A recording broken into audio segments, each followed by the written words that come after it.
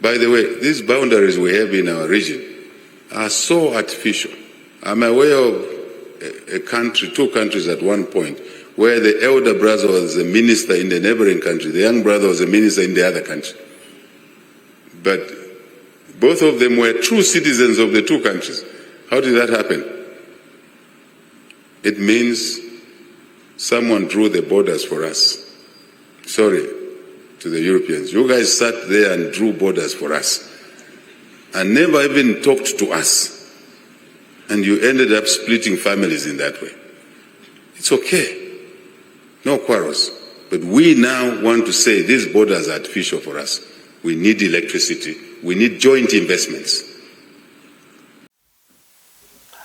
Hello, brothers and sisters. I'm struggling. I'm struggling because our leaders know and acknowledge that these borders are artificial.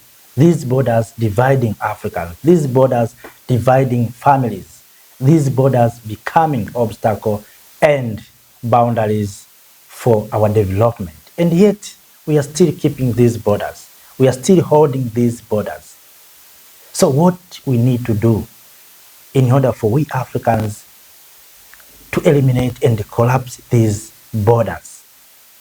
Here is the answer. What was possible if we bound together and created that great Pan-African movement that led to our independence as nations, that led to our understanding that the language of Marcus Messiah Garvey, delivered on the 1st of October 1937, that we must emancipate ourselves mentally. Yes, we need to emancipate ourselves from mental slavery. Because right now, we think we are free, but in reality, we are not free. We are not free because we are still having colonial mentality. And to prove this, listen also this one. If we are free, why are we under the laws of the Dutch? We are not Dutch. We are not. Why we are ruled by those laws? It is because they still look at us as inferior people. Yes, Mr. Zuma has touched the issue of freedom, that we have given freedom, but also we have given laws. Maybe that's why we fear to abolish these borders. Those laws are prohibiting Africans from collapsing these borders. Maybe, I'm just imagining, because it doesn't make sense that African leaders acknowledge, know very well that these borders are becoming obstacles for development, for working together, for unity, and yet we are still holding these borders. Maybe it's because of laws that Mr. Zuma has said. How is it possible that your neighboring country has a scarcity of electricity and you have a surplus and you cannot supply because of this border? What shameful thing are we doing here in the continent of Africa? That's why people cannot respect us. No one will respect us if we continue with this behavior. These are just self-hate. This is self-hate. We are doing shameful thing. And that's why the world is still looking at us as inferior. Because we don't respect each other. We don't love each other. We don't support each other. We are still being divided because of this colony. Just imagine, Europeans sat down there 1884 to 1885 and said, you are Zambian, you are Botswana, you are something, and you agree that I'm that. While you know your origin, I'm African. That's only. Abukali, I'm African. Al-Kablan, We need also to change the name of this continent. This name is not okay for us. We need to change the name of this continent. And I propose we have to find a new name for this continent. This is not Africa, I think. There's a best name more than Africa. So let us, from now, thinking about what we can do to change the name of this continent. Africa is, I think, it's not our name.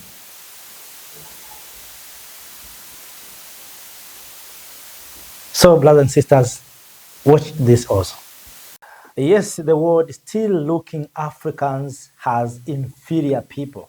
Do you know why? It's because Africans, we are not working together. Africans, we are not collaborating. And to prove this, watch this also. Last year, Tanzania had an excess. We were in deficit because of the drought. They couldn't sell power to us. Just next door, Nakonde and Mbeya. They couldn't sell the power to us just because we have not invested in interconnect. I think these are the rigidities that we've had as countries, individual countries, and the region. And we who are political leaders now are critical to open up these opportunities and drop these to our ministers. And I heard, Minister Botswana, what you said, and thank you for the MOU that we've signed. I think we need to clap for Botswana and Zambia. And President Boko and I, when he paid us a state visit, we said, my brother, this is one of our priorities. Yes, now you understand why the world is still looking Africans as inferior people. You heard from President Hakainde Hichilema that one time Zambia has a scarcity of electricity, but a neighboring country has enough, but failed to support neighboring country. So that's why the world is still looking Africans as inferior people. Just imagine you have surplus of electricity and your neighboring country has scarcity and you cannot supply, not for free, just for as a business. Just imagine you are not selling electricity to a neighboring country. What about food? Can you sell food to a neighboring country? And that's why the world is still looking Africans as inferior people. It's because of our habit, our behavior of self-hate among Africans. So I think this generation of leadership has to correct those mistakes, has to correct those things to make Africa great and powerful. So brothers and sisters, please let me share a full speech made by the president of Zambia, Hakainde Hichilema, when addressing the Africa Energy Forum. Then I will come to you to share my thoughts concerning about energy, what we can do, because we have a lot of resources. Of course, we have been shared what we can do with our resources. So watch this video first, then I will come to you to share my thoughts. You are welcome. Independent power producers, which was taboo to talk about a few years ago in this country. You talked of electricity, it was ESCO. Anything else, you are in the wrong room if you raise a matter like that. For my sins of the past, in my private sector days, two of my colleagues and I tried to invest in energy, and we were whipped like small boys because you are not allowed to do that. Today, the reforms are making it possible, and we will continue with those reforms to support the agenda for universal access to electricity for Africans, for the world, I might say, citizens of the world. So, independent power producers, independent traders, net metering, it's already been touched. I'm just emphasizing power blending. I haven't heard someone say that. Part of our reforms is to blend the power. There will be some expensive sources. Zambians know what I'm talking about. One of the sources will be generating power at 33 cents per kilowatt hour. It's pretty high. But if we produce then power, certain sources at 7 cents, 8 cents per kilowatt hour, because the demand is there, we can blend these two and make power affordable to the consumer so that they can contribute to the provision of electricity for our economic needs. These are all part of the reforms. And I'm here to say that the government will continue with industry players working on these reforms, including dropping down to legislation, not regulation. The vision is clear, but the reforms, but then dropping down to follow these reforms to the legislative level next door in Parliament. I think one of my colleagues mentioned about Electricity Act. That's only one tiny part, but the whole legislative framework is being reviewed to support the reforms. And regulations, laws, regulations. Let me give you an example to put context to what I'm saying. Before we took office 4 years ago, you wanted to invest in 20 megawatts of power. That time, it maybe cost you, if it's solar, roughly $20 million. 1 to 1. 1 megawatt to $1 million. But you had to get the environmental assessment under ZEMA. To walk through that, you needed 25 months to get an approval to invest 20 megawatts. Now, if we're in a shortage situation, when are we going to cover the gap? So part of the reforms we're doing, my message to this forum, is that now you can get your approval on an assumption of presumptive approval. Presumptive approval. At least 48 hours, you get your approval. Now look at the difference, 25 months and 48 hours. If it's not happening, I want to hear participants in this forum to raise the flag so we can address that issue and put in context to what we're having to do as a country. 48 hours, now 25 months, more than 2 years, you process approval. This is not a way we can develop, expand electricity. So I'm pushing this so that colleagues in the region, you can also reflect on your own situation at home. What are the regulatory approvals? We need to clean these up and we need to harmonize. Since we are one market, we need to harmonize. And there are things that you're doing in your market which we are not doing here. We would like to learn from you. And this is the opportunity to exchange notes so that we can also checklist those things and deal with them in an organized, intentional manner. That's my challenge throughout the workshop forum here. So reforms are important. If we didn't inject these reforms in the electric sector with a drought of last year, we would have never achieved growth in the economy because it wasn't just possible to continue operations in certain mines, in certain factories, and indeed agriculture, irrigation. So I make the shout there. But in terms of deliverables, beyond the reforms, I think quite a bit has been done. You heard the story of the 100 megawatts in Chisamba solar. And the parties are congratulated. ZESCO subsidiary, ZESCO, financing, Stanbic. And this was organized and delivered within 10 months. Ordinarily in this country, that project, just with the ZEMA approvals alone, would have taken 2 years to 3 years. Now we're able to do it in 10 months. I think we need to acknowledge the improvements that we're making, but still we can do a lot more. I threw 2 challenges when I went to officiate at Chisamba 100 megawatts. One, I made an observation that we paid too much. We paid $100 million for 100 megawatts. That was the price of 3-4 years ago. We should take advantage of the research and development, the benefits coming from lowering the cost of solar from $1 million per megawatt to $700,000 per megawatt, now to between around $650,000 for 1 megawatt.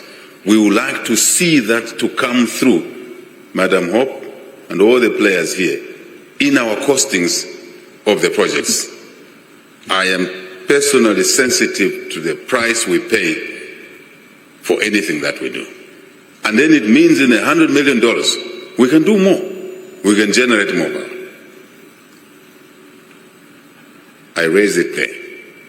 Second thing I said, we could do 100 megawatts in 7 months and not 10 months. That's another challenge I'm throwing to the colleagues in this hall. So, other things have been touched. Let me simply say to the global community, investment community, Africa is coming to a table with viable projects in the energy sector. Africa is not asking for philanthropy in this sector. It's asking for investable resources coming at a fair price, and you are assured of a commercial return.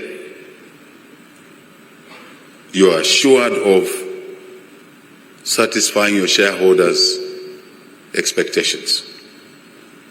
Because for us in Zambia, with our trajectory of 3 million tons of copper, only copper, and knocking at the doors of 1 million tons this year, first time in history, it means more energy. There's Anton seated there. He's looking for more power. Come and work with us on the continent. JV with us. And your shareholders' money is safe. Because Anton is the ultimate customer for the power generated, traded, transmitted through the open access to his mine, which he is expanding. Big time. Super pit. $2 billion of investment is going on in Lumwana mine alone to open a super pit. It's all energy required. And he will be able to pay.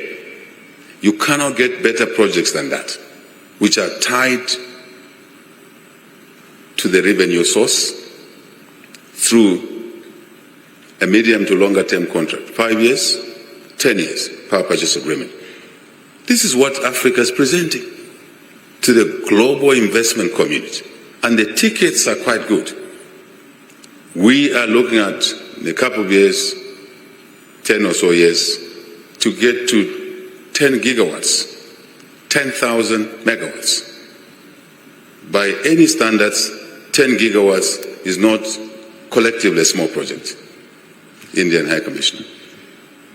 Great opportunities. My colleague from Egypt here, we've been talking specific projects. This is a time to get those colleagues I met at the Zambia-Egypt Business Forum in Cairo. There is a pipeline. It's there. There is the demand. Effective demand.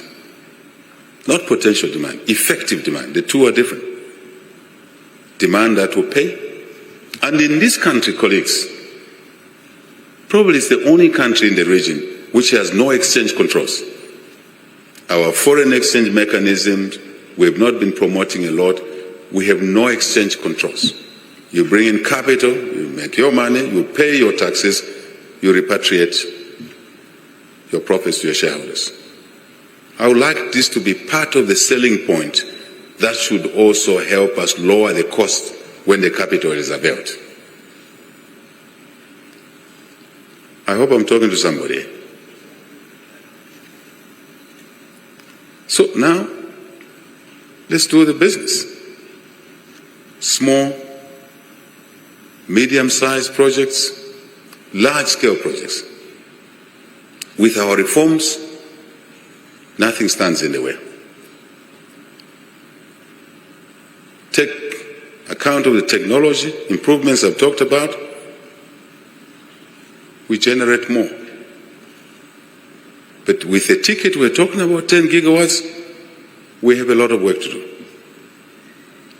But it's a good space to be in because we have good business we are presenting as Zambia, as Botswana, Mozambique, Zimbabwe, region, and the continent put together. More importantly, your market is not restricted to Zambia when you generate. Your market is now the region. For example, our Southern African power pool, that's your market. Generate here, but you sell into the region.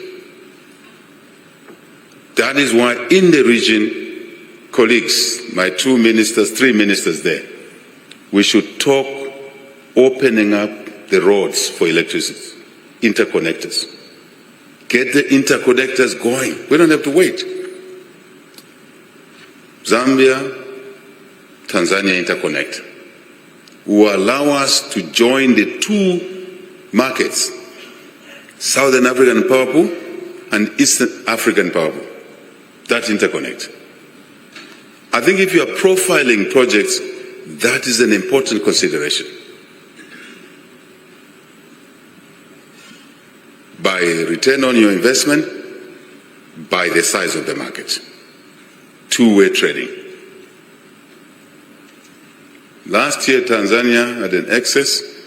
We were in deficit because of the drought. They couldn't sell power to us.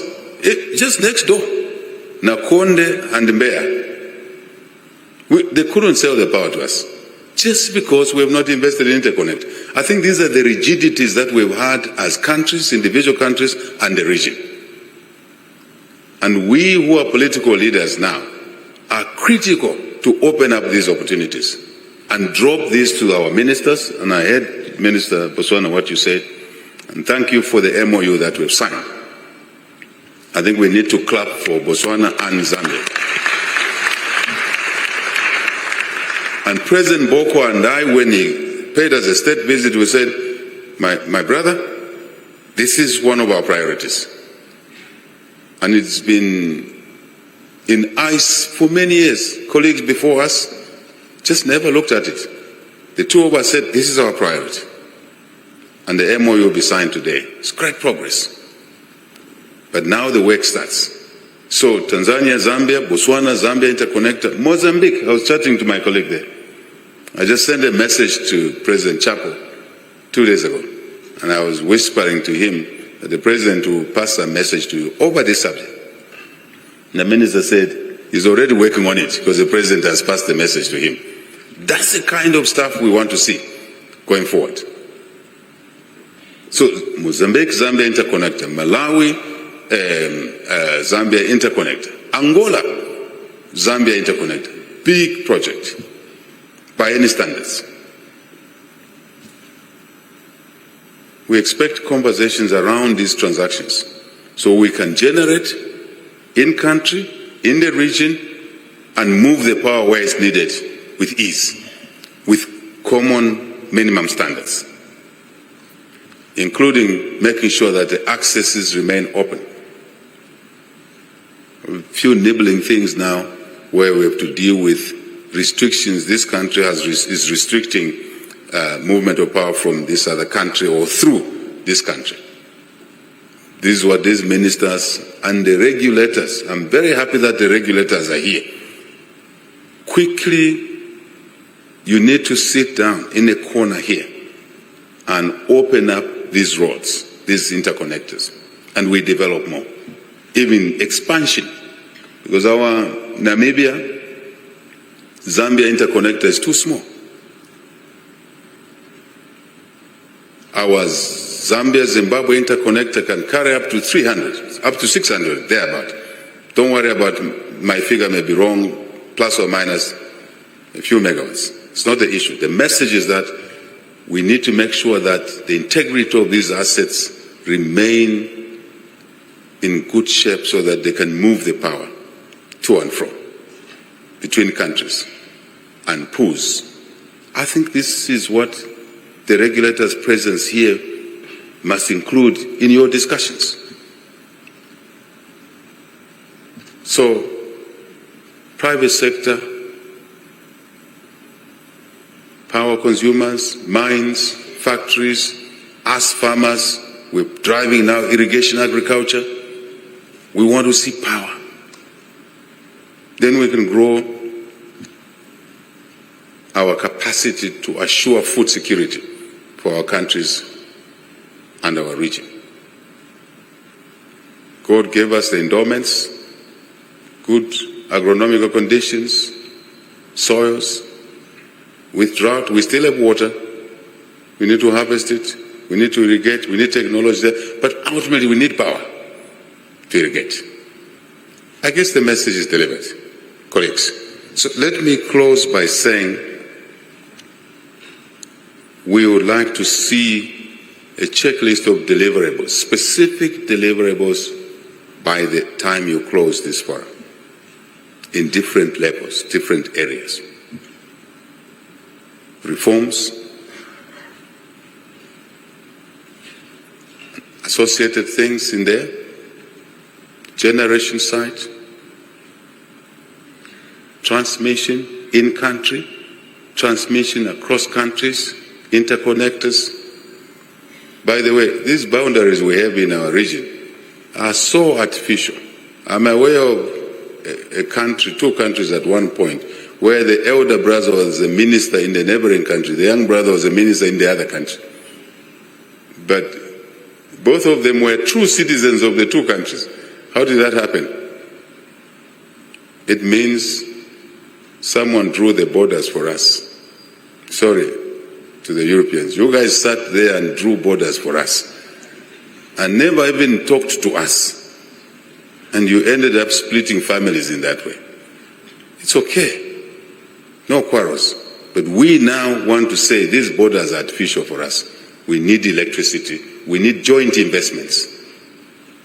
I'm glad to say Botswana, Zambia, again, after meeting President Boko, we agreed that private sector, Zambian private sector, Botswana private sector must be working on projects at a generation point in the two countries. And when we talk of investors, we should consider, yes, domestic investors, but also regional investors. It's a point I'm making. I expect these conversations to come out in your meetings today and a few days going forward. I think I want to close once again, as I said, when we want to see clear deliverables. And with these words, I want to say that the Energy Forum Africa 2025 is officially opened.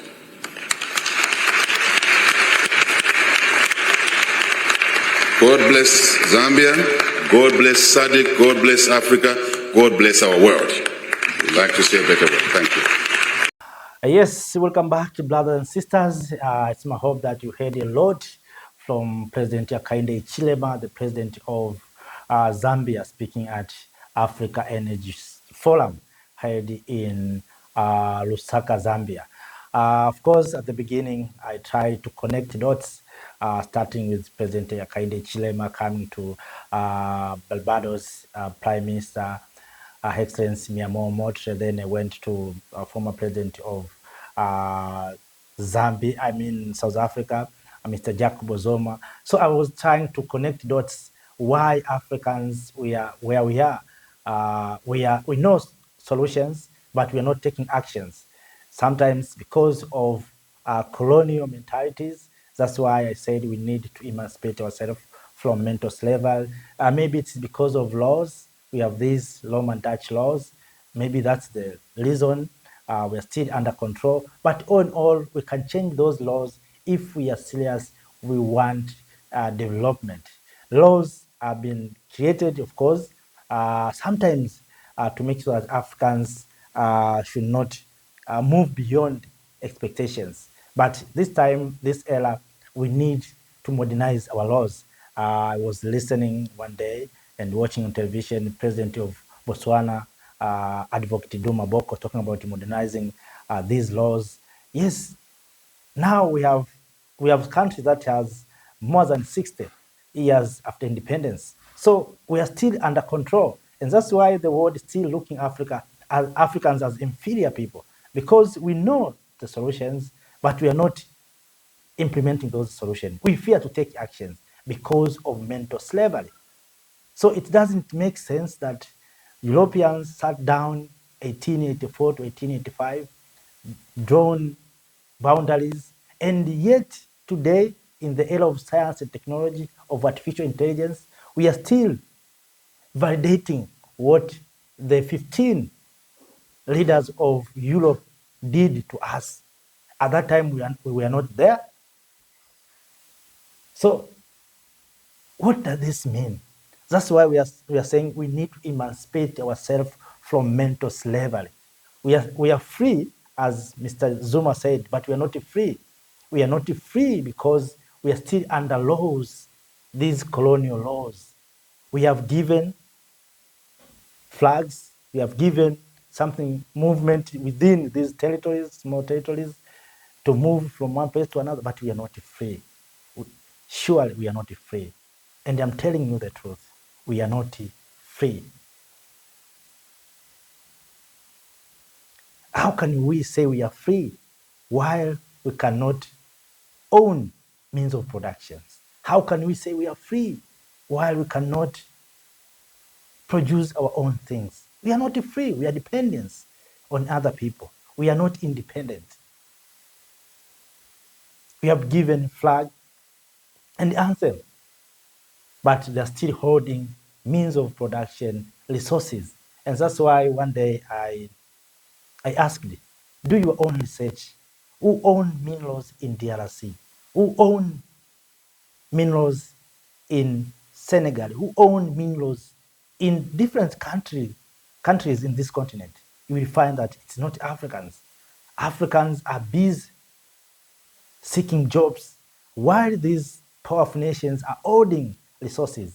And nowadays they have this policy of creating jobs as if we Africans, we want job. Africans, we don't want job. Africans, we want innovation. Africans, these jobs is for those who are,